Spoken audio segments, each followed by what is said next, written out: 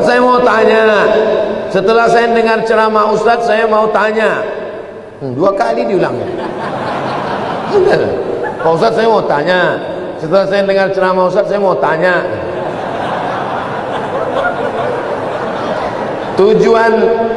Tujuan hidup di dunia ini harusnya seperti apa, Pak Ustadz? Untuk apa kita di dunia ini, Pak Ustadz? Biasanya pertanyaan orang macam ini dia udah di tepi jembatan.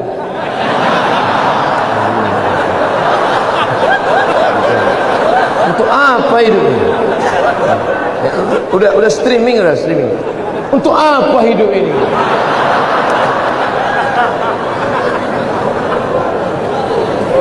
Satu, Alladzi khalaqal mauta wal hayata. Allah menciptakan hidup dan mati. Untuk apa? Liyabluwakum ayyukum ahsanu amala. Supaya Allah melihat siapa yang paling baik amala. Makanya kalau mau jadi pejabat, jadilah pejabat yang amalnya baik. Jadi polisi, jadilah polisi yang amalnya baik. Jadi tentara, jadilah tentara yang amalnya baik. Jadi ustadz, jadilah ustadz yang amalnya baik. Karena kita hidup ini dituntut siapa yang paling baik amala. Amal bukan sholat, amal bukan baca yasin, amal bukan puasa sunat. Itu ibadah. Hebat Pak Bupati kami, Pak Ustaz. Kenapa? Pak Bupati kami rajin sholat duha. Itu bukan amal. Itu siapapun bisa. Sholat duha tak perlu jadi bupati. Betul? Yang dimaksud amal adalah dengan jabatan kekuasaan yang ada di tangan kita, bisa kita berbuat. Kalau jadi anggota dewan, buatnya perda syariah. Anak SD tidak boleh masuk SMP kecuali punya ijazah MDA. Setuju? Itu Bang. Dengan kekuasaan. Jangan nanti udah pensiun baru datang. Ustaz Somad, apa yang bisa kita buat untuk bangsa ini? Tangan pun dah menggeletar. Itu apa? Ustaz Somad, kami sebagai aparatur negara, PNS, apa yang bisa kami buat amal kami? Mana PNS? PNS kemana nih? Kenapa banyak orang ngantri? Mohon maaf Ustaz Somad, PNS-nya sedang sholat duha di musola. Bodoh. Amal PNS bukan sholat duha. Sholat duha sebelum berangkat tadi. Amalnya sebagai PNS adalah bagaimana melayani masyarakat, dipermudah urusan orang. Urusan KTP Anda masukkan pagi, selesai sore, dikirim melalui pos. Bisa apa tak bisa? Bisa. Mudahkan urusan orang di dunia, dimudahkan pula urusan di akhirat nanti. Amin. Ustaz, apa yang bisa kami lakukan untuk ustaz-ustaz? Kumpulkan ustaz-ustaz, kumpulkan imam-imam, kumpulkan khotib-khotib, kumpulkan guru-guru mengaji, beri mereka pelatihan, permudah urusan SIM kendaraan bermotor mereka. Setuju? Wah, banyak yang setuju. Kenapa Ustaz tiba-tiba ingat itu? Ingat dulu saya susah ngurus SIM dulu waktu sebelum terkenal. Masya Allah, tabarakallah. Artinya apa? Ketika Allah titipkan jabatan di tanganmu, pakailah. Ayyukum ahsanu amala. Ustaz, kami ini masih mahasiswa, masih sekolah, lalu amal kami apa? Kau senangkan saja hati orang tuamu, pulang ke rumah, ayah, emak, ini transkrip nilai mak, nih, berapa IP kau nak? 2,0. Hah? Kenapa 2,0? Ayah sabar ya, ini takdir dari Allah. Anak hantu. Dikasih duit bukannya menyelesaikan masalah, menambah masalah. Yang masih kuliah, yang masih sekolah, kalau belum bisa kalian senangkan emak ayah kalian, jangan kalian susahkan mereka. Jangan asal balik susah. Belum lagi dia balik, baru menengok nama dia di HP aja. Ini susah. Yang pertama amala. Yang kedua baru wa ma khalaqtul jinna wal insa illa liya'budun, ibadah. Itulah dia sholat, baca Quran, tahajud, puasa sunat, itu ibadah. Jadi kita ini gunanya di dunia ini cuma dua saja, amal dengan ibadah. Masuk kantor jam 8 pagi, pulang jam 4 sore, disiplin, tidak bolos ke mall, itu namanya amal. Bapak polisi merazia orang melanggar peraturan, saking kan dia mau menegakkan sampai dipeluknya kaca mobil Kijang Innova. Itu amal apa ibadah? Amal. Amal itu namanya. Ustaz tahu dari mana? Saya tengok tadi di Instagram. Dua itu saja tujuan kita hidup ini, amal dan ibadah. Perbaiki amal, perbaiki ibadah. Banyak orang ibadahnya bagus, amalnya tak bagus. Banyak orang amalnya bagus, ibadahnya tak bagus. Yang lebih parah, amal tak bagus, ibadah tak bagus.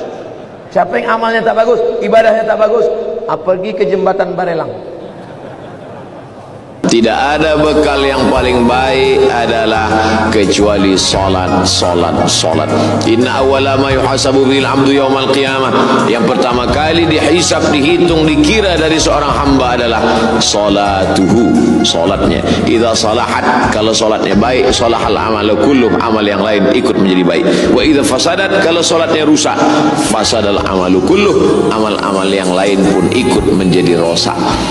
Ada pula orang mengatakan maulid ini bid'ah. Kalau maulid itu bid'ah, berarti yang datang itu masuk neraka, yang ngundang masuk neraka.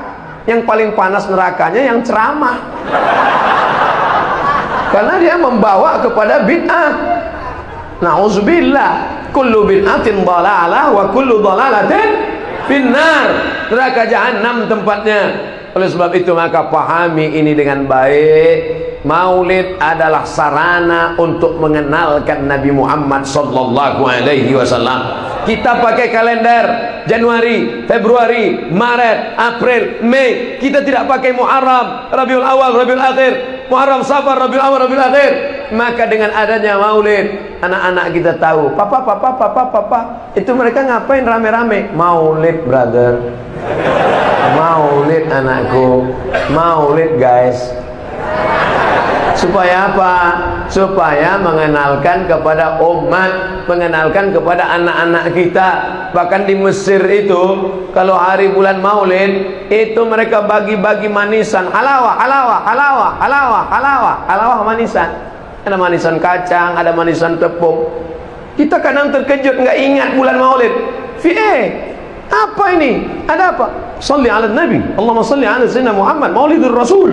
Mengenalkan, mengingatkan Nabi Muhammad sallallahu alaihi wasallam. Bagaimana cara menghilangkan was-was dari dalam diri? Riya atau ujub. Misalnya lagi ngaji atau sholat terus dilihat atau didengar orang, terus jadi ngerasa dalam hati riya. Pas baca Quran bulan Ramadan tadarus, a'udzubillahi minasyaitonir rajim, bismillahirrahmanirrahim, amma yatasaalun 'anil naba'il 'azim alladzi hum fihi mukhtalifun. Tiba-tiba ada orang mendengar di samping, lalu kita pun langsung makin dibaguskan suaranya. Itu dia. Lalu kemudian kita tutup Quran, berhenti baca karena takut dipuji. Tarkul amal li ajli nas, riya. Tidak jadi beramal karena ingin dipuji orang, riya. Wal amal li ajlihim syirik. Terus baca, makin diperbagus bacaan supaya dipuji orang, syirik. Maju kena, mundur kena. Lalu solusi yang paling baik bagaimana? Baca normal seperti biasa. Jangan merasa sedang membaca itu di samping dia, tapi sedang membaca itu di hadapan Allah Subhanahu wa taala. Teruskan, luruskan hati. Jaga. Kalau kau merasa tenang dalam kesendirian, hatimu merasa cukup dengan qanaah, dan kau selalu memikirkan kekurangan, kecacatan dirimu, sesungguhnya Allah sedang memindahkan engkau dari hinanya maksiat kepada mulianya taat. Adalah wajib. Ustaz telah memberikan 5 dalilnya. Namun ada juga pendapat yang mengatakan ianya sunat muakkad. Adakah ini boleh dianggap sebagai sebuah khilafiyah? Menurut mazhab Syafi'i sunnat. Menurut mazhab Maliki salat berjamaah di masjid sunnat muakkad. Menurut mazhab Syafi'i fardu kifayah. Menurut mazhab Hambali fardu ain. Itulah mengapa banyak masjid di tempat kita orang tidak datang ke masjid kerana dia berpahaman fardu kifayah. Asal sudah ada imam dengan makmum, sudah fardu kifayah. Macam memandikan jenazah, fardu kifayah. Awak tak ikut mandi jenazah, dah cukup dah fardu kifayah. Allahu Akbar, Allahu Akbar. Awak tak ke masjid, fardu kifayah. Salahkah Imam Syafi'i? Tidak. Kerana masa itu masjid kecil orang banyak. Maka cukuplah yang ada di dalam masjid itu saja. Sekarang terbalik, masjid besar orang tak ada. Andai Imam Syafi'i hidup sekarang, tentu ijtihad dia berubah. Kerana Imam Syafi'i ada qaul qadim, ada qaul jadid. Semasa dia di Kufah, Irak, qaul qadim. Pindah ke Mesir tahun 200, meninggal 204, 4 tahun. Datang pendapat qaul jadid. Melihat keadaan, ini ijtihad imam. Melihat keadaan sekarang, umat meninggalkan masjid, perlu kita ambil pendapat yang mengatakan fardu ain. Karena kalau tidak, umat ini akan tinggal. Dalilnya mana? Dalil yang pertama, Nabi selepas salat memandang kepada jamaah, bertanya, asyahidun fulan, asyahidun fulan, asyahidun fulan, mana si fulan, mana si fulan, mana si fulan. Andai fardu kifayah, tentu Nabi tak bertanya. Cukuplah kita sahaja, yang lain tak sembahyang pun tak apa ke masjid, fardu kifayah.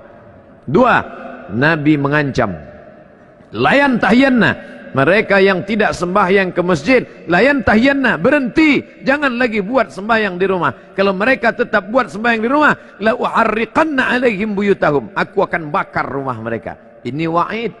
Menurut ilmu usul fiqh, wa'id litahdid, ancaman, litahrim, perbuatan itu haram, maka haram lawan daripada haram adalah wajib.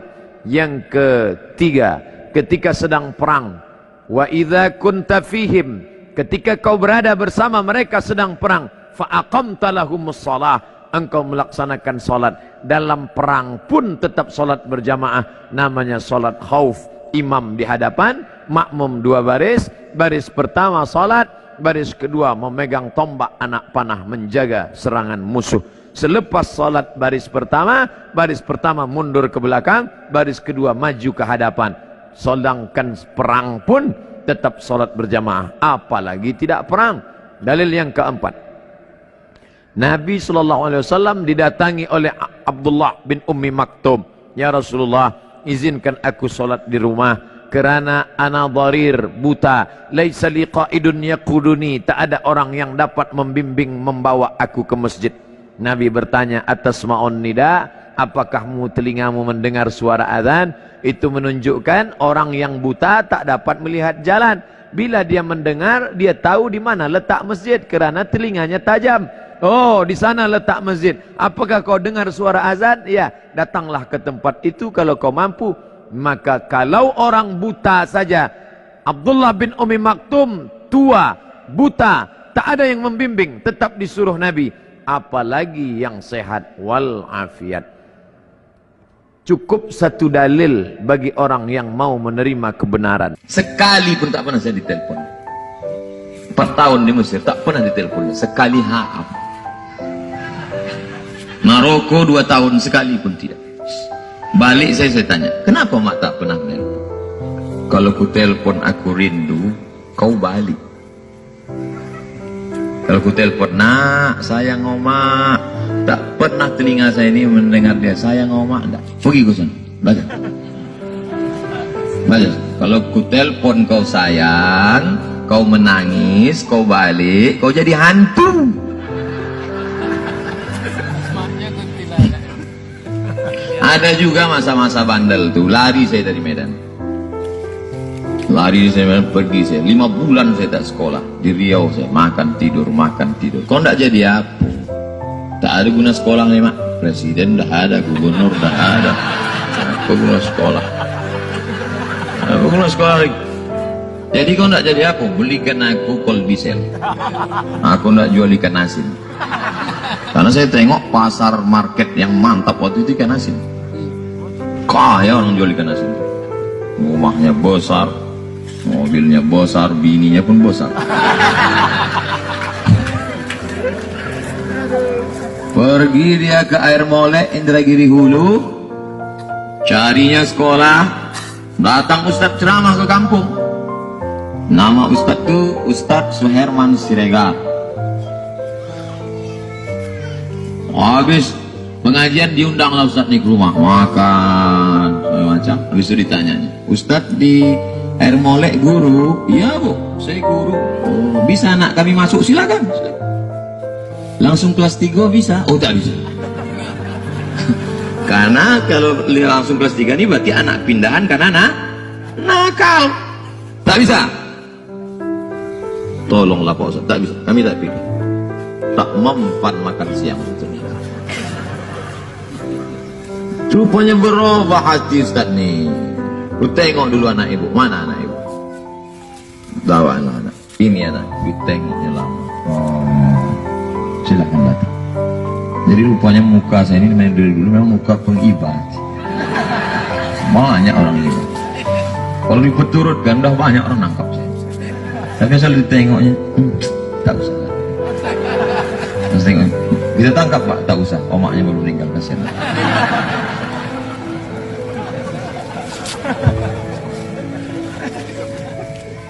Oleh sebab itu maka jangan anak dibiarkan tak sekolah lah, tidur lah, tak bisa.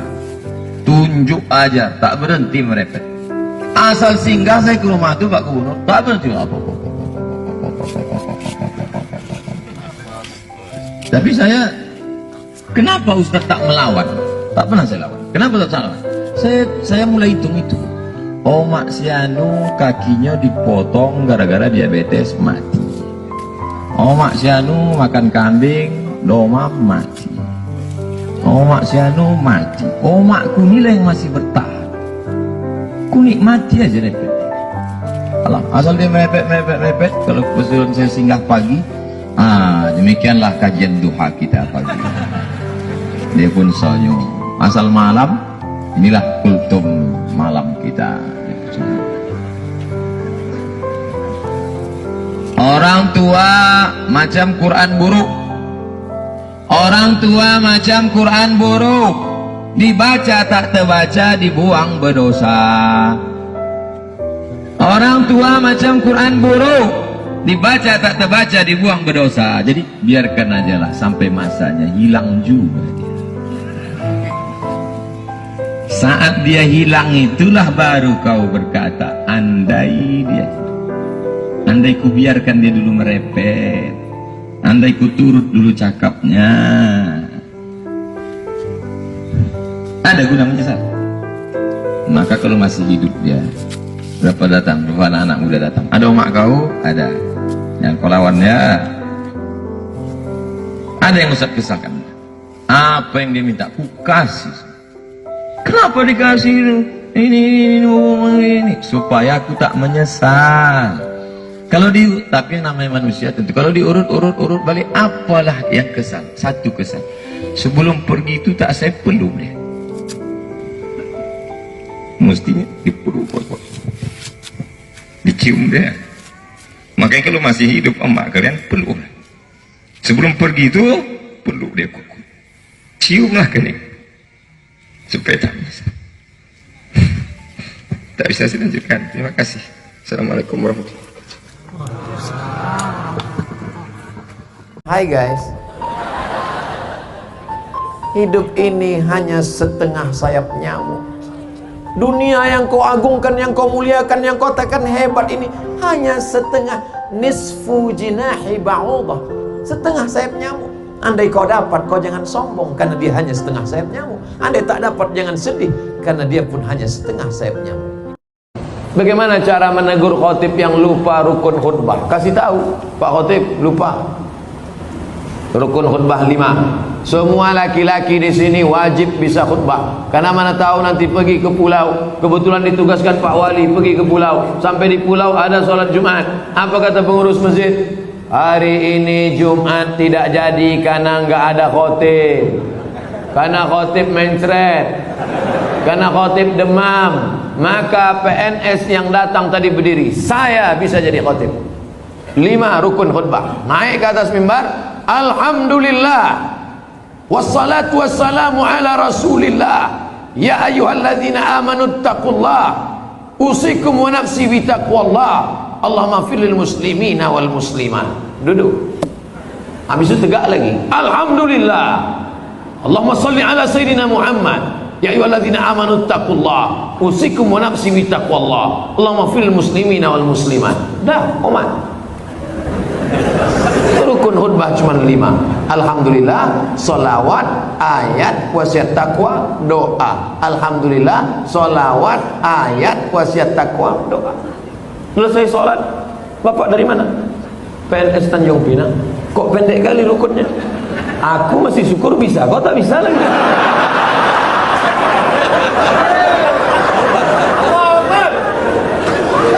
Nah, insya Allah selesai ceramah ini semua PNS ASN Tanjung Pinang bisa jadi khotib, betul?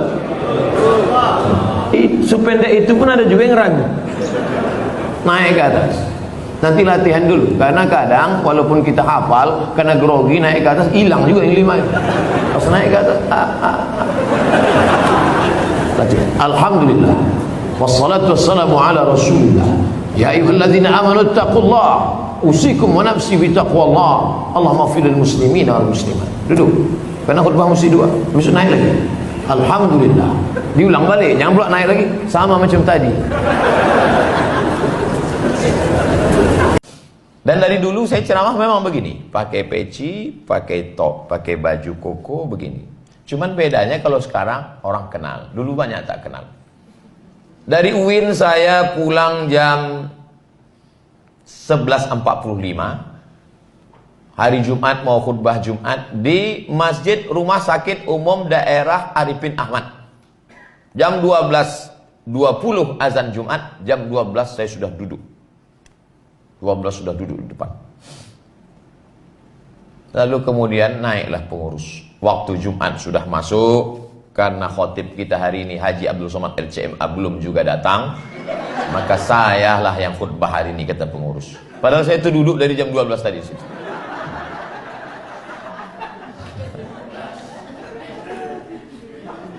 Selesai sholat Jumat saya pun pulang. Sampai di depan Simpang 4 Mall SKA, dia pun menelpon. Assalamualaikum Ustaz Somad. Waalaikumsalam. Kenapa Ustaz tak datang ke masjid kami hari ini? Saya jam 12 tadi udah duduk depan mimbar tuh, kata saya. Kenapa Ustaz tak ngaku? Saya ajarkan kalian ya pengurus, begini cara memanggil khotib. Khotib kita hari ini adalah Ustadz Haji Abdul Somad LCMA. Dipersilakan untuk maju ke depan. Panggilan kedua. Kalau 3 kali tak datang, baru kau naik. Jangan kau langsung naik. Aku ada di situ. Tak mungkin aku berdiri. Aku kok. Jadi kadang pengurus masjid ini mesti kita tahu. Iya kalau ustaz itu viral. Kalau tidak, undangan ceramah di Aliantan. Dari Pekanbaru ke Rokan Hulu, masjid sebelah kanan, turun ke bawah. Ada namanya daerah Aliantan. Hujan, bawa kendaraan sendiri. Sampai di situ, datanglah panitia menjemput, membawa payung. Diketuknya kaca itu. Saya buka, ditanyanya, ustadznya mana? Katanya. Kan tak mungkin saya bilang, ambo kok ustadz kan? Saya bilang, iya sebentar lagi turun. Saya matikan, saya masuk. Siapa penguasa yang paling hebat di atas muka bumi? Namrus, 400 tahun berkuasa, bukan 4 periode. 400 tahun berpuasa sampai akhirnya dia berkata, apa kata Namrus? Ailahun ghairi, apakah ada Tuhan selain aku? Orang kalau terlalu lama berkuasa, lama-lama ngaku Tuhan. Ailahun ghairi, apakah ada Tuhan selain aku? Akhirnya Namrus mati. Penguasa mati. Rakyat jelata lebih cepat. Karena dia nggak punya uang untuk membayar dokter spesialis. Tidak ada nyawa di tangan dokter. Nyawa kuasa Allah Subhanahu wa taala.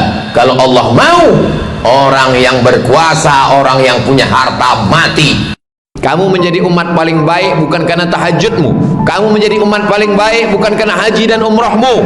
Kamu menjadi umat yang paling baik bukan karena membangun masjid. Kuntum khaira ummah. Kamu umat yang paling baik. Kapan? Ta'muruna bil ma'ruf, ketika kau ajak orang berbuat baik. Wa tanhauna 'anil munkar, kau larang orang berbuat mungkar.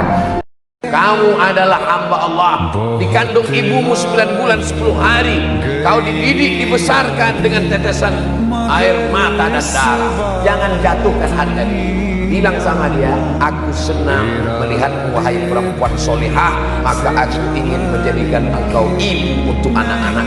Kalau kau mau, terimalah aku. Kalau tidak, masih ada 1000 lagi anak, 1000 lagi. Ada perempuan yang ketika tidur tapi dosanya mengalir pada dia. Dia sedang makan tapi dosanya mengalir pada dia. Apa salah dia? Karena dia sudah memperlihatkan dirinya dilihat orang lain. Gambar apa yang dimaksud? Gambar memancing aurat, hawa nafsu, mempertunjukkan yang tak layak. Memang betul, itu ceramah saya. Dari mana Ustaz ambil? Dari hadis. Man sanna fil islami sunnatan hasanatan, siapa yang membuat tradisi yang baik, falahu ajruha, dia dapat pahalanya, wa ajru man amila biha, orang lain yang melakukannya. Bapak yang membuat tradisi silaturahim seperti ini dilanjutkan oleh anak cucu, kita sudah tidak ada, maka mengalir karena tradisi yang baik. Begitu juga sebaliknya, man sanna fil islami sunnatan sayyi'atan, siapa yang membuat sesuatu yang tidak baik, walahu wizruha, dia dapat dosanya, wa wizru man amila biha min ba'dih, setelah dia mati, jangankan ketika hidup, sudah mati pun tetap mengalir. Kalian yang punya FB, yang punya Instagram, yang punya TikTok, isikan gambar dengan selawat-selawat. Karena kalau tidak, nanti TikTok diisi setan, FB diisi iblis, Instagram diisi hantu, YouTube diisi tuyul. Maka mesti diisi dengan dakwah. Apa yang diciptakan Allah pertama kali? Apa yang diciptakan Allah pertama kali, Pak Ustaz? Kata orang, tarekat yang pertama diciptakan adalah Nur Muhammad. Saya tak berani bicara tarekat kalau tidak bertanya pada orang tarekat. Maka orang tarekat pun yang alim, jangan yang jahil. Orang tarekat yang ahli hadis jarang. Ada ahli hadis tidak tarekat, ada orang tarekat tak ahli hadis. Datang ke Pekanbaru, ahli hadis dan tarekat. Namanya Syekh Muwaffaq, tarekatnya Syaziliyah. Pernah juga mengambil Qadiriyah, ada juga mengambil ijazah Naqasyabandiyah. Jadi tarekat dia banyak, tapi yang dia ijazahkan di masjid ini itu zikir Syaziliyah dari Imam Abul Hasan Asy-Syazili. Maka saya jumpai dia langsung di kamar hotel Pangeran. Syekh, saya mau nanya banyak masalah nih, takutnya di masjid nanti tak sempat orang banyak. Di masjid orang banyak bukan nanya, minta foto. Banyak pertanyaan. Di antara yang saya tanya tentang hadis Nur Muhammad. Kata dia, ya ibni, wahai anakku, hadis tentang Nur Muhammad ini tidak sahih. Itu yang berkata Syekh tarekat Syaziliyah, mursyid dia bukan khalifah, dia sudah sampai pada tingkat mursyid. Ketika mursyid tarekat Syaziliyah di Suriah meninggal, beliau yang diangkat sebagai pengganti. Tapi dia tak bisa hidup di Suriah karena dia berlawanan dengan Bashar al-Assad, maka dia pindah ke Turki sudah 5 tahun. Syekh Muwaffaq, mursyid tarekat Syaziliyah, tentang hadis Nur Muhammad. Kata Syekh Yusuf Qardawi dalam Fatwa Mu'asirah, maka yang pertama kali diciptakan Allah hadis sahih adalah qalam. Al-qalam, qalam artinya pena. Nun wal qalami wa ma yasturun. Al-qalam, yang pertama kali diciptakan qalam. Kata Allah, hai qalam, uktub, tulislah.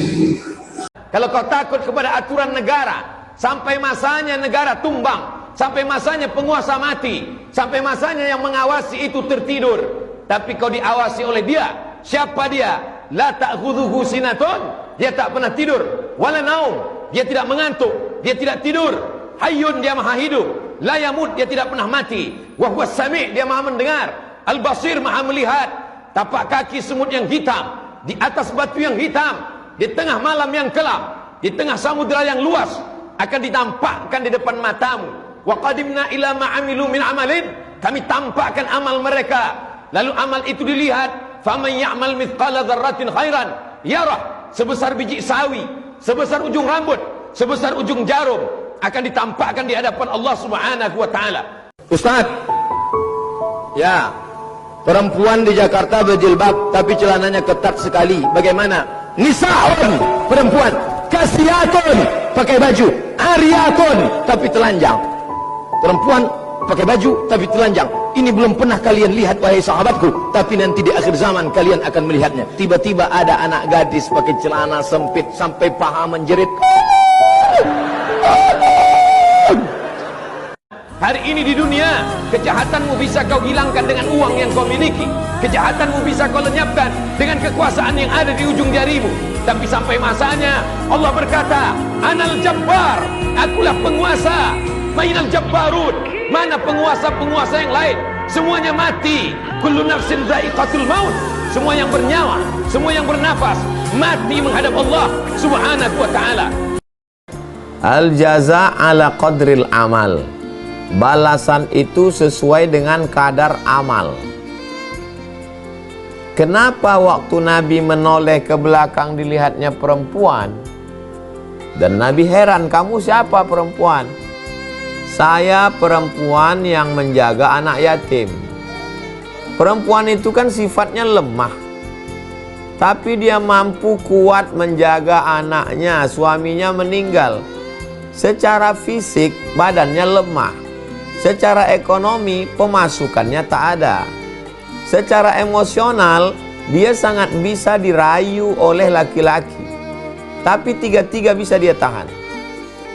Secara fisik lemah dia jadi kuat. Secara ekonomi dia penuhi kebutuhan anaknya. Secara emosional dia tahan hawa nafsunya, dia tahan nafsunya, dia tahan. Akhirnya dia bisa membesarkan anaknya tanpa harus berbuat dosa dan maksiat. Itu tak bisa dilakukan laki-laki. Itulah yang membuat perempuan lebih dulu masuk surga. Kenapa? Karena al-jaza, balasan yang diterima sesuai dengan kadar berat, sulit, sukarnya suatu amal. Itulah yang menyebabkan turunnya rahmat Allah Subhanahu wa ta'ala. Assalamualaikum warahmatullahi wabarakatuh. Saya berada di asrama Ma'had Az-Zahra, 4 lantai 36 kamar. Ada tak ada kita, asrama ini tetap jadi, anak-anak tetap menghafal Quran di sini, tetap jadi orang, tetap menjadikan amal jariah mengalir. Kita hanya sekedar menumpang tuah, mengambil berkah. Mari kita selesaikan bangunan ini melalui transfer ke BSI nomor rekening 76777772227 atas nama Pendidikan Hajah Rohana almarhumah mak saya. Nomor admin jangan lupa kontak ke nomor 081166500026. Berkah selalu. Assalamualaikum warahmatullahi wabarakatuh. Makanya kalau ada mahasiswa yang ngadu ke saya, Ustadz, saya dapat beasiswa dari Al-Azhar, terus mak saya nggak ngizinkan.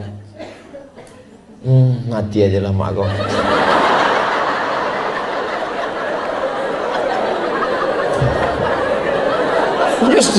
Justru kalau anak ini berhasil kan dapat pahala mengalir sampai hari kiamat. 4 tahun tapi tidak saya ngomongkan gitu. Takut saya sakit hati dia kan. Dalam hati aja tak bisa saya lagi ngomong. Udah mak kartu mati udah. Saya maunya ibu-ibu itu jumpa sama saya ceritakan bagaimana mak saya.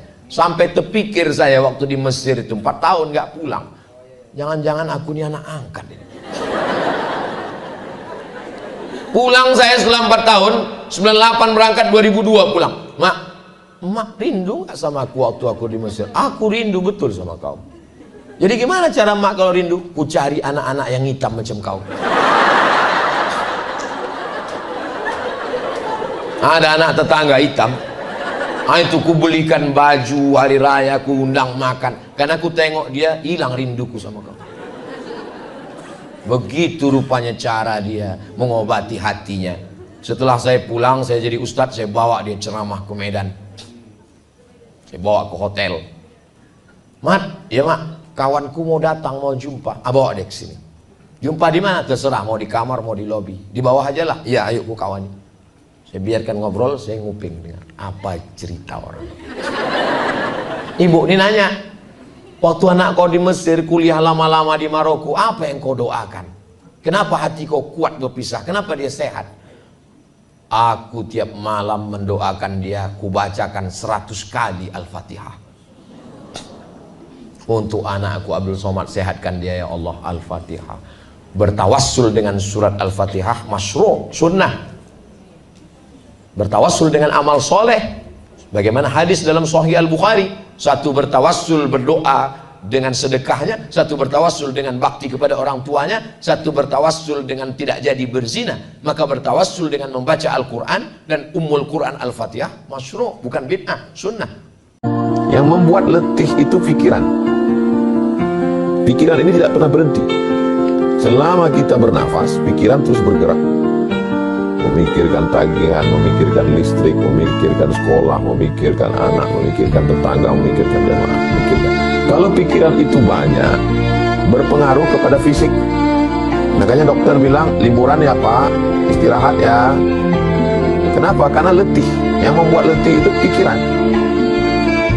Akhirnya pergi ke tempat-tempat yang menawarkan di mana mengistirahatkan pikiran.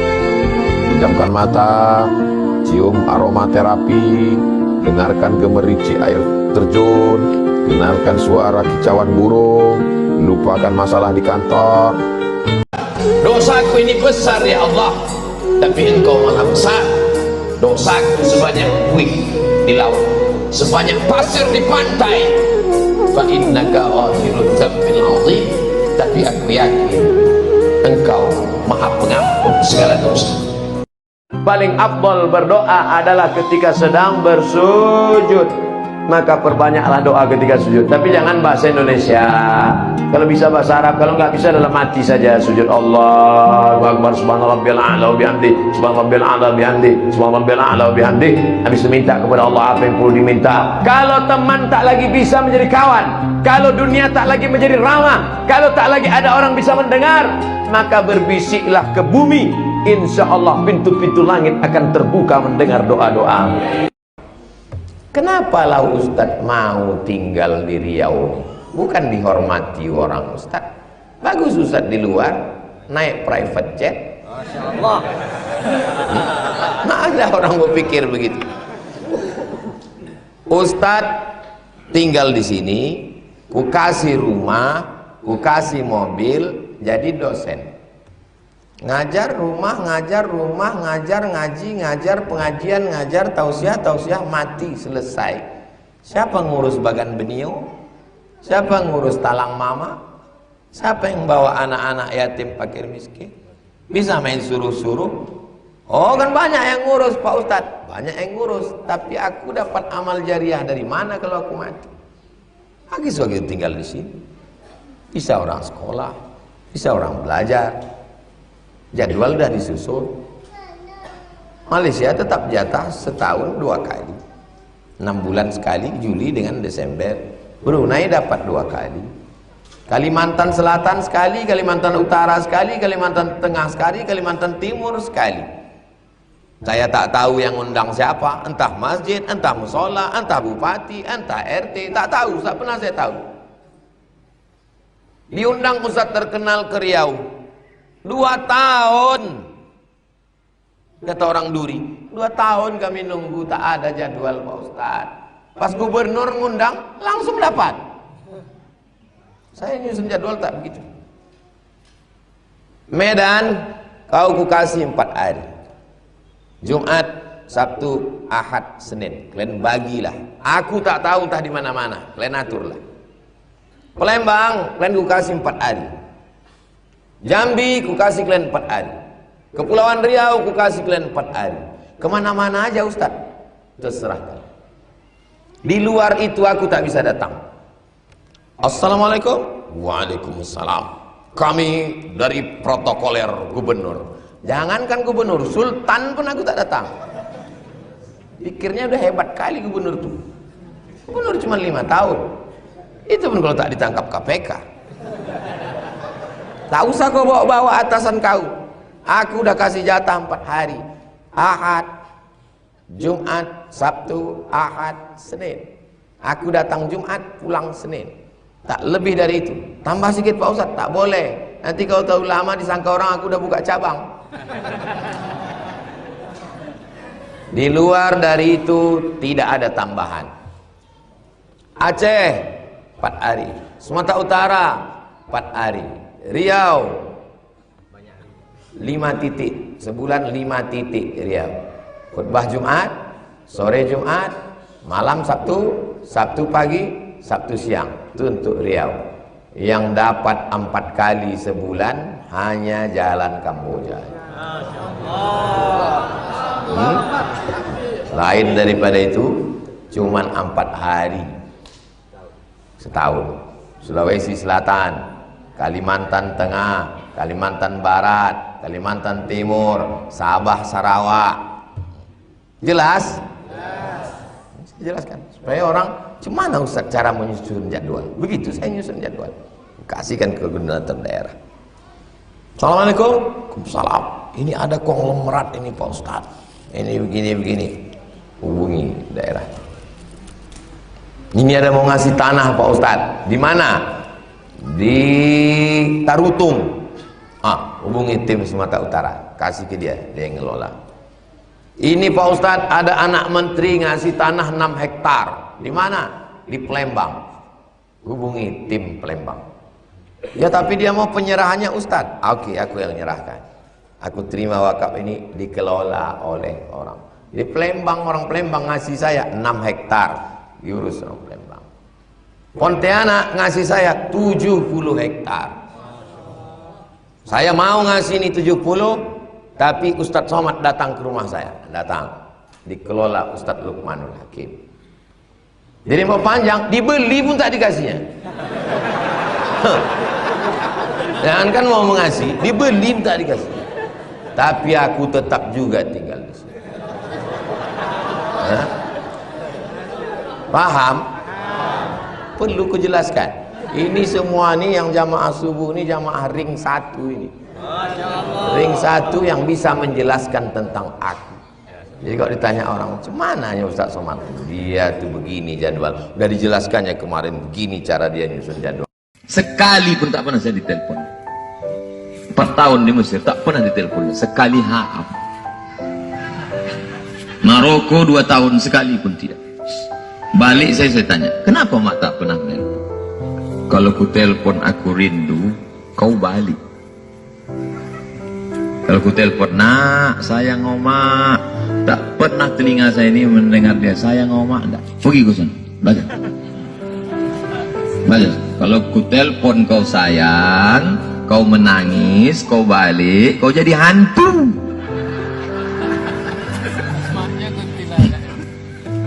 Ada juga masa-masa bandel tuh, lari saya dari Medan. Lari saya pergi saya 5 bulan saya tak sekolah di Riau, saya makan tidur. Kau ndak jadi apa? Tak ada guna sekolah nih mak. Presiden dah ada, gubernur dah ada. Apa guna sekolah? Apa guna sekolah lagi? Jadi kau ndak jadi apa? Belikan aku kolbisel. Aku ndak jual ikan asin. Karena saya tengok pasar market yang mantap waktu itu ikan asin. Kaya orang jual ikan asin. Rumahnya besar, mobilnya besar, bininya pun besar. Pergi dia ke Air Molek, Indragiri Hulu, carinya sekolah. Datang Ustadz ceramah ke kampung. Nama Ustadz itu Ustadz Suherman Siregar.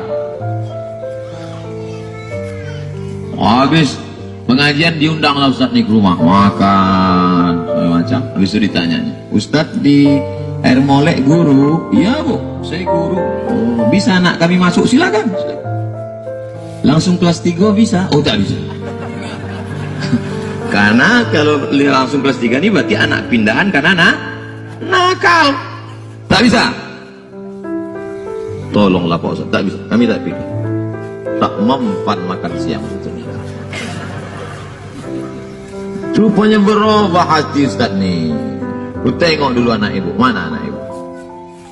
tahu anak-anak. Ini anak, ditengoknya lama. Oh, silakan datang. Jadi rupanya muka saya ini main dari dulu memang muka pengibadah. Banyak orang ini. Kalau dipeturutkan udah banyak orang nangkap saya. Tapi asal ditengoknya, tak usah. Terus tengok, kita tangkap Pak, tak usah. Omaknya baru meninggal, kasihan.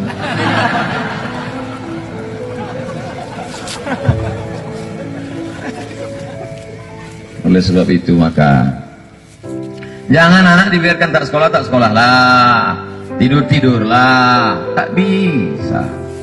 Tunjuk aja, tak berhenti merepet. Asal singgah saya ke rumah itu Pak Gubernur, tak berhenti apa. Tapi saya, kenapa Ustaz tak melawan? Tak pernah saya lawan. Kenapa tak salah?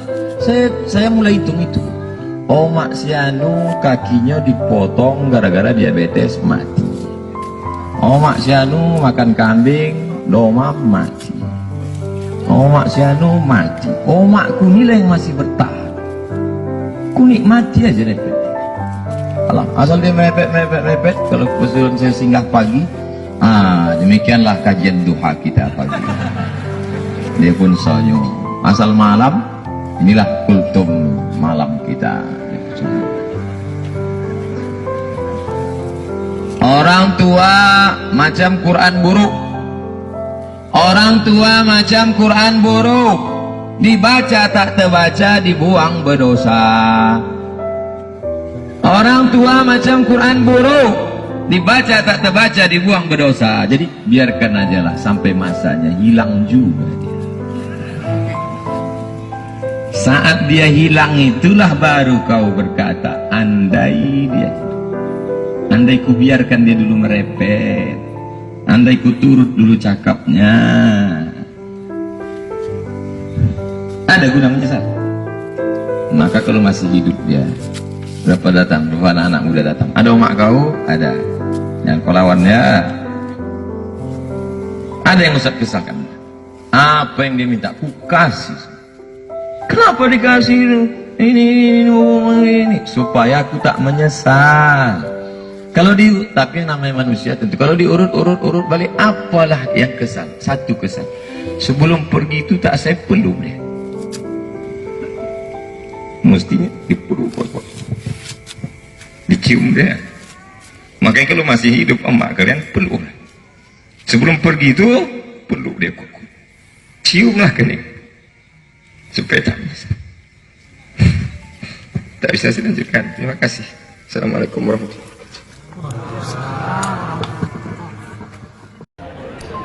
Apa hukumnya isbal Pak Ustaz? Isbal itu apa ya? Isbal itu artinya kaki celana menutupi mata kaki. Ini namanya isbal nih. Ini namanya isbal nih. Sarung, kaki celana, jubah menutup mata kaki, iki jenenge isbal. Maka ma asfalal ka'baini finnar, kalau di bawah mata kaki masuk neraka, mlebu nang neraka. Siapa yang pakai celana kain di bawah mata kaki masuk neraka. Ini masuk neraka lah ini. Makanya memahami hadis tidak bisa satu saja. Ada hadis satu lagi mengatakan, man jarra thawbahu khuyala, kalau sombong, kalau di bawah mata kaki sombong baru masuk neraka. Kalau nggak sombong nggak apa-apa, kata Imam Syafi'i. Kalau nggak sombong nggak apa-apa, kata Imam Nawawi dalam kitab Riyadhus Shalihin. Kalau nggak sombong nggak apa-apa, kata Imam Sun'ani dalam kitab Subulus Salam. Kalau nggak sombong nggak apa-apa, kata Imam Syaukani dalam kitab Nailul Autar. Kalau nggak sombong nggak apa-apa, kata Syekh Atiyah Sokor dalam kitab Fatawa Azhar. Kalau nggak sombong nggak apa-apa, kata Syekh Qardawi dalam kitab Kaifana Ta'amal Ma'as Sunnah. Maka di antara tanda-tanda dekatnya hari kiamat itu adalah, dalam hadisnya ada 5. Yang pertama, yataqarabus zaman, zaman masa waktu makin pendek. Yang kedua adalah wayang kusul ilmu semakin berkurang. Kalau sudah ilmu berkurang, apa yang bertambah? Jahil. Maka datang penyakit syuh. Yang ketiga, apa itu syuh? hubbud dunya hubbul mal wa tuhibbul mala hubban jamma. Engkau sayang kepada harta amat sangat sayang. Dia pegang semuanya sampai tak meleleh, tak menetes walaupun satu tetes. Keempat, wa tazharul fitan, banyaklah fitnah, siksa. Yang terakhir, yang kelima, wa yakthurul haraj, banyak terjadi haraj, kata Nabi. Sahabat pun bertanya, ya Rasulullah, wa mal haraj, apa haraj itu ya Rasulullah? Kata Nabi SAW, al haraj al qatlu, nanti di akhir zaman itu akan banyak pembunuhan. Ada orang yang baik kepada manusia, rajin membantu, dermawan, murah tangannya untuk memberikan pertolongan. Tapi kenapa dia dikatakan sombong? Sombongnya bukan kepada manusia. Batarul haq, menolak kebenaran. Orang yang rajin berbagi tapi tidak sholat, sombong. Orang yang suka berbagi tapi tidak mau menundukkan keningnya kepada Allah, sombong. Bukankah dia baik? Bukankah dia sopan? Bukankah dia santun? Karena definisi sombong, kata Nabi, batarul haq, menolak kebenaran. Yang penting baik, yang penting sopan, yang penting mau berbagi. Masalah dia sholat bukan urusan kita, urusan kita. Karena Nabi memeriksa jamaah, asyahidun fulan, mana si fulan, mengapa tidak sholat berjamaah? Tidak ada dosa yang paling besar kecuali tiga. Ala adullukum ala akbaril kabair. Maukah kalian kutunjukkan dosa terbesar di antara dosa besar? Apa itu ya Rasulullah? Pertama, al-isyrak, mempersekutukan Allah. Yang kedua, uququl walidain, durhaka pada orang tua. Ini tiga anak perempuan ini, satu anak laki-laki ini, kalian duduk bermusyawarah, kalian jaga mak kalian, tiket kunci masuk surga. Menjaga anak dibesarkan, belum tentu anak itu jadi soleh. Banyak anak durhaka sekarang. Tapi dosa meninggalkan orang tua, durhaka, dunia pasti dapat, akhirat pasti dapat. Yang tiga orang perempuan, laki-laki menyia-nyiakan orang tua ini, nanti di dunia ini, di akhir hayatnya pasti dia merasa. Ini di Quran surah keempat ayat 103 itu, di ujung ayatnya itu ada penanda ciri standar orang beriman.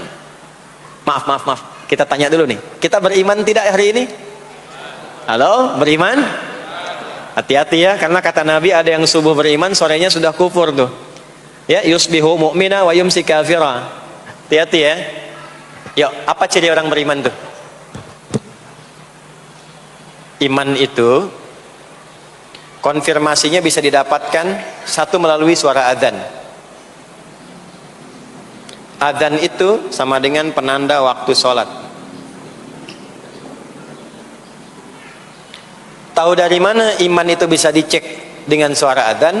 Quran surah ke-8 Al-Anfal di ayat yang kedua. Innamal mu'minuna alladzina idza dzukirallahu wajilat qulubuhum. Sungguh insan beriman itu ciri standarnya bisa dilihat. Kalau disebutkan nama Allah, ada konfirmasi iman dalam hatinya. Jadi iman itu letaknya di kolbu. Nanti konfirmasinya lewat suara adzan, dipanggil, disebutkan nama Allah. Makanya disebutkan nama Allah 5 kali dalam sehari untuk mengecek iman ada nggak dari subuh sampai isya. Ya, Allahu Akbar, Allahu Akbar. Ada getaran di hati kita, sudah adzan. Nah, itulah iman. Itulah iman. Makanya orang yang punya iman dengan yang belum punya iman akan beda getarannya. Ini hanya dimiliki oleh orang yang punya iman saja. Yang belum punya iman nggak bisa, nggak punya itu. Allahu Akbar, Allahu Akbar. Surah apaan nih? Toanya kencang banget, ya. Tapi kalau orang beriman, Allahu Akbar, Allahu Akbar, ya Allah sudah adzan. Itu konfirmasi itu. Nah, nanti semakin tinggi imannya, bahkan ada yang orang sudah menunggu sebelum tiba waktunya. Tadi subuh jam 4 lewat 13 di sini. Ada yang nunggu dari jam 3, padahal belum dipanggil. Ya, masya Allah. Di Bekasi 4 lewat 9. Allahu Akbar, Allahu Akbar. Adzan. Ingat dia. Nah, itu ciri beriman. Cuman imannya standar. Jadi bukan iman yang kuat. Standar. kuat belum, lemah tidak. Allahu Akbar, Allahu Akbar. Jam 4 lewat 9, jam 3 sudah bangun. Nunggu itu iman yang kuat. Masya Allah. Ada yang baru subuh dan nunggu isya. Dia tunggu. Kuat. Ada yang sudah qomat, sudah la ilaha illallah, belum kepanggil, dipanggil 4 lewat 9, dia baru bangun jam 9 lewat 4.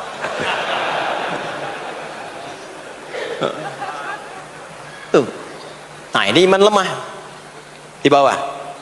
Ciri standar karena dipanggil ingat, maka ciri standar orang beriman itu tahu waktu sholat.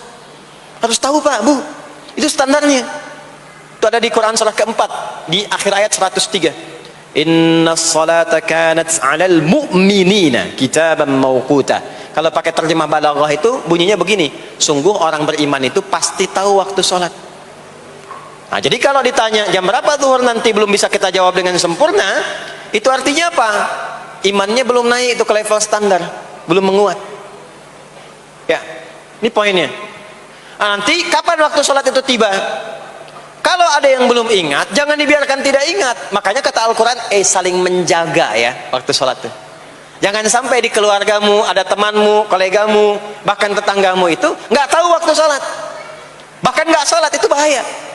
Kalau memang sayang sama anak, ingatkan. Sayang istri dengan suami, ingatkan. Tanda istri beriman yang cinta dengan suaminya, tanda pertamanya ketika mengingatkan suaminya pada semua hal yang disukai oleh Allah. Begitu sebaliknya. Maka kata Al-Quran, hafidhu, saling menjaga. Hafidhna kullal Qur'an, jawirna talqal lisan, fahimna haqqal bayan.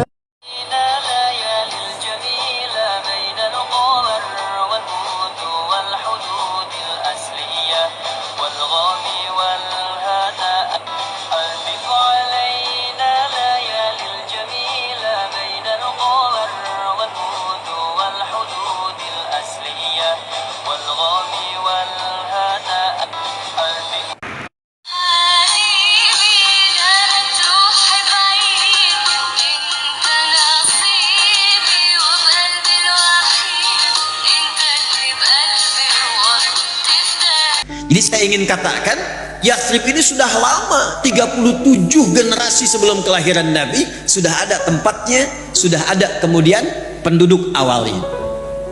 Secara singkat, sebelum kedatangan Nabi, tempatnya bukan kota Pak. Tidak ideal Bu. Maaf, pasarnya rusak.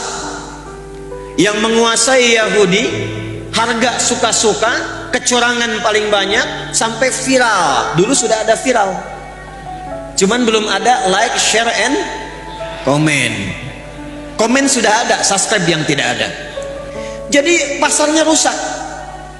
Yang kedua, korupsi tinggi, pertengkaran itu banyak. Ada dua suku besar, namanya Aus dengan Khazraj. Itu kalau ada di Aus yang luka, di Khazraj mesti luka. Kalau ada yang meninggal, satu suku lain mesti ada yang tewas. Jalanan tak tertata, sosial konflik tinggi. Anda bayangkan, Nabi Muhammad SAW diperintahkan oleh Allah hijrahnya ke tempat yang belum ideal, untuk memberi contoh nanti di masa datang.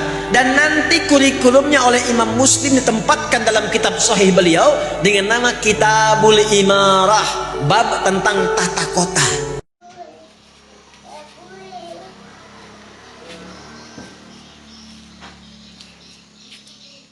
Mana orangnya nih?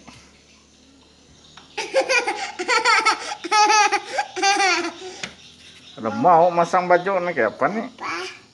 Gak mau masang baju. Kada mau nih kayak apa nih? Jadi ternyata kunci kebahagiaan itu di Quran bukan uang. Kunci ketenangan, kesuksesan itu bukan harta benda, bukan jabatan, bukan kedudukan. Bahkan tidak sedikit orang yang telah mendapatkan kedudukan, bahkan tinggi kedudukannya, masih ingin menambah karena belum merasakan ketenangan dan kenyamanan. Bukankah Anda perhatikan Orang-orang yang terlibat, terjebak dalam korupsi itu, perbuatan-perbuatan mungkar itu, bukankah kalau diperhatikan hartanya sudah melimpah? Kedudukannya kadang-kadang sudah tinggi. Apa yang menyebabkan mereka bersikap demikian? Karena ada satu bagian dalam kehidupan yang belum dirasakan kenikmatannya. Kata Allah, kunci untuk meraihnya adalah takwa. Anda yang ingin mendapatkan tambahan pengetahuan yang sekarang tengah belajar, pelajarkah, mahasiswakah? Ternyata kuncinya bukan sekedar bakat kepintaran. Quran surah kedua Al-Baqarah di akhir ayat 282. Wattaqullaha wa yu'allimukumullah. Kamu tingkatkan takwamu kepada Allah, kata Allah, aku tambahkan dan ajarkan kepadamu tambahan pengetahuan. Kunci kebahagiaan ternyata bukan harta, bukan kedudukan. Quran surah kedua Al-Baqarah di akhir ayat 189. Wattaqullaha la'allakum tuflihun. Tingkatkan takwamu kepada Allah, kata Allah, aku tanamkan kebahagiaan di setiap etape kehidupanmu. Rumah tangga bahagia, pekerjaan bahagia, kehidupan sosial bahagia. Hadirin, bukankah yang punya harta adalah Allah? Bukankah yang punya ilmu adalah Allah? Bukankah yang punya kebahagiaan adalah Allah? Tapi menariknya, kita tahu, kita menyadari yang punya ilmu Allah, yang punya harta Allah, yang punya kebahagiaan Allah. Tapi kita yang mengatakan itu semua adalah milik Allah, jauh dari Allah. Bagaimana semua itu bisa diraih? Bukankah hukum mengatakan orang yang dekat dengan seseorang yang punya kapasitas akan punya akses mendapatkan kemudahan dari kapasitas yang dia miliki. Orang yang dekat dengan pejabat dibuka akses dari jabatannya. Orang yang punya kedekatan dengan orang yang punya harta dibuka kelapangan untuk mendapatkan bagian dari hartanya. Hukum itu berlaku. Seseorang yang dekat dengan Allah, apa yang sulit bagi Allah untuk melimpahkan kepada hambanya.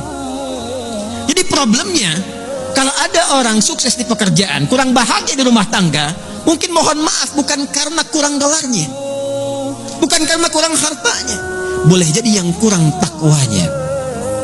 Kalau ada orang yang merasakan kurang mendapatkan kedudukan, bukan kurang tingginya, bukan kurang hebatnya, mungkin yang kurang takwanya. Kalau ada yang merasakan ini utang piutang kenapa belum lunas juga, ini kesulitan kenapa seringkali ada di hadapan, mungkin yang kurang hebat, yang dituntut dari Anda bukan kehebatan ikhtiarnya, bukan ilmunya, bukan tenaganya, barangkali yang kurang takwanya. Itu yang menjadikan Nabi seringkali mengingatkan kepada setiap umatnya dari sejak zaman sahabat ridwanullahu alaihim jami'a yang diteruskan dengan riwayat sampai ke kita. Tidak sedikit kalimat Nabi yang pertama disampaikan nasihatnya, takwa. Al-Imam An-Nawawi rahimahullah saking pentingnya dengan takwa ini menyantumkan nomor hadis ke-18 dari Al-Arba'innya an Mu'adz bin Jabal wa Jundub bin Junadah radhiyallahu ta'ala anhuma anin Nabi sallallahu alaihi wasallam qala ittaqillaha haitsu ma kunta wa atbi' sayyi'atal hasanata tamhuha. Bahkan kata Nabi, kalau Anda ingin jadi orang baik, orang hebat, orang yang mudah didambakan di setiap keadaan, bertakwalah kepada Allah. Ketika takwanya meningkat, keburukannya Allah tutupi, kebaikannya nampak. Siapa yang tidak senang dengan orang baik? Kalau dia pejabat, dia akan menjadi pejabat yang baik. Kalau dia hartawan, dia akan menggunakan hartanya pada kebaikan. Kalau dia ilmuwan, dia akan kreasikan ilmunya pada kemaslahatan. Jadi siapapun yang mampu meningkatkan takwa, kata Nabi, Allah akan rubah pribadi itu menjadi pribadi yang lebih baik dan bermaslahat dengan takwanya dalam kehidupan. Jangan bersedih ketika kau didustakan. Jangan bersedih ketika kau dibunuh karaktermu. Jangan berduka cita ketika tidak ada manusia yang menerimamu. Karena sesungguhnya itu hanyalah cara Allah menguatkan hatimu, karena Dia ingin mengangkat derajatmu, menempatkan di tempat yang terpuji, memperlihatkanmu sesuatu yang tidak pernah Dia perlihatkan kepada manusia yang lain. Dia buat hatimu hancur berkeping agar tidak lagi ada tempat makhluk dalam hatimu. Yang ada hanya Allah semata. Ma fi qalbi ghairullah. Pada saat itu mentalmu sudah kuat, layaklah engkau berada di tempat yang terpuji. Di antara tanda-tanda dekatnya hari kiamat itu adalah, dalam hadisnya ada 5. Yang pertama, yataqarabuz zaman. Zaman, masa, waktu makin pendek. Yang kedua adalah wayanqusul ilmu. Ilmu semakin berkurang. Kalau sudah ilmu berkurang, apa yang bertambah? Jahil. Maka datang penyakit syuh. Yang ketiga, apa itu syuh? hubbud dunya hubbul mal wa tuhibbul mala hubban jamma. Engkau sayang kepada harta amat sangat sayang. Dia pegang semuanya sampai tak meleleh, tak menetes walaupun satu tetes. Keempat, wa tazharul fitan, banyaklah fitnah, siksa. Yang terakhir, yang kelima, wa yakthurul haraj, banyak terjadi haraj, kata Nabi. Sahabat pun bertanya, ya Rasulullah, wa mal haraj, apa haraj itu ya Rasulullah? Kata Nabi SAW, al-haraj al-qatlu, nanti di akhir zaman itu akan banyak pembunuhan. Apa hukumnya isbal, Pak Ustaz? Isbal itu apa ya? Isbal itu artinya kaki celana menutupi mata kaki. Ini namanya isbal nih. Ini namanya isbal nih. Sarung, kaki celana, jubah menutup mata kaki. Iki jenenge isbal. Maka ma asfalal ka'baini finnar, kalau di bawah mata kaki masuk neraka, mlebu nang neraka. Siapa yang pakai celana kain di bawah mata kaki masuk neraka. Ini masuk neraka lah ini. Makanya memahami hadis tidak bisa satu saja. Ada hadis satu lagi mengatakan, man jarra thawbahu khuyala, kalau sombong, kalau di bawah mata kaki sombong baru masuk neraka. Kalau nggak sombong nggak apa-apa, kata Imam Syafi'i. Kalau nggak sombong nggak apa-apa, kata Imam Nawawi dalam kitab Riyadhus Shalihin. Kalau nggak sombong nggak apa-apa, kata Imam Sun'ani dalam kitab Subulus Salam. Kalau nggak sombong nggak apa-apa, kata Imam Syaukani dalam kitab Nailul Autar. Kalau nggak sombong nggak apa-apa, kata Syekh Atiyah Sokor dalam kitab Fatawa Azhar. Kalau nggak sombong nggak apa-apa, kata Syekh Qardawi dalam kitab Kaifana Ta'amal Ma'as Sunnah. Maka ada orang yang baik kepada manusia, rajin membantu, dermawan, murah tangannya untuk memberikan pertolongan. Tapi kenapa dia dikatakan sombong? Sombongnya bukan kepada manusia. Batarul haq, menolak kebenaran. Orang yang rajin berbagi tapi tidak sholat, sombong. Orang yang suka berbagi tapi tidak mau menundukkan keningnya kepada Allah, sombong. Bukankah dia baik? Bukankah dia sopan? Bukankah dia santun? Karena definisi sombong, kata Nabi, batarul haq, menolak kebenaran. Yang penting baik, yang penting sopan, yang penting mau berbagi. Masalah dia sholat bukan urusan kita, urusan kita. Karena Nabi memeriksa jamaah, asyahidun fulan, mana si fulan, mengapa tidak sholat berjamaah? Tidak ada dosa yang paling besar kecuali tiga. Ala adullukum ala akbaril kabair, maukah kalian kutunjukkan dosa terbesar di antara dosa besar? Apa itu ya Rasulullah? Pertama, al-isyraq, mempersekutukan Allah. Yang kedua, uququl walidain, durhaka pada orang tua. Ini tiga anak perempuan ini, satu anak laki-laki ini, kalian duduk bermusyawarah, kalian jaga mak kalian, tiket kunci masuk surga. Menjaga anak dibesarkan belum tentu anak itu jadi soleh. Banyak anak durhaka sekarang. Tapi dosa meninggalkan orang tua, durhaka, dunia pasti dapat, akhirat pasti dapat. Yang tiga orang perempuan, laki-laki menyia-nyiakan orang tua ini, nanti di dunia ini, di akhir hayatnya pasti dia merasa